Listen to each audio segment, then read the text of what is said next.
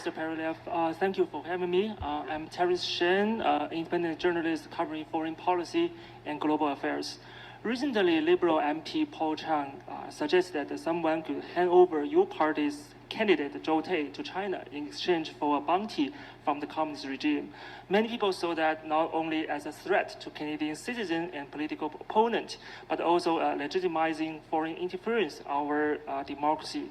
What's your response to his remarks? And after his apology, do you still believe he should be disqualified from running for office? Thank you.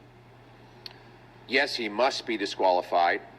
I find it incredible that Mark Carney would allow someone to run for his party that called for a Canadian citizen to be handed over to a foreign government on a bounty, a foreign government that would almost certainly execute that Canadian citizen. Think about that for a second. We have a Liberal MP saying that a Canadian citizen should be handed over to a foreign dictatorship to get a bounty so that that citizen could be murdered. And Mark Carney says he should stay on as a candidate. What does that say about whether Mark Carney would protect Canadians? Mark Carney is deeply conflicted. Just in November, he went to Beijing and secured a $250 million loan for his company from a state-owned Chinese bank. He's deeply compromised, and he will never stand up for Canada against any foreign regime. Is another reason why Mr. Carney must show us all his assets, all the money he owes, all the money that his companies owe to foreign hostile regimes.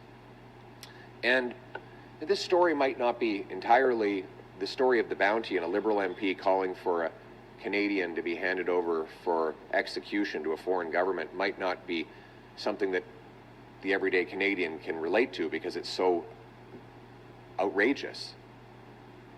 But I ask you this, if Mark Carney would allow his Liberal MP to make a comment like this, when would he ever protect Canada or Canadians against foreign hostility? He has never put Canada first, and that's why we cannot have a fourth Liberal term.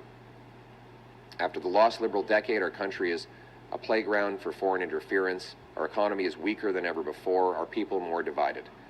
We need a change to put Canada first with a new government that will stand up for the security and economy of our citizens and take back control of our destiny. Let's bring it home. Like and subscribe, everybody. God bless, stay safe, and we'll see you in the next one, my friends.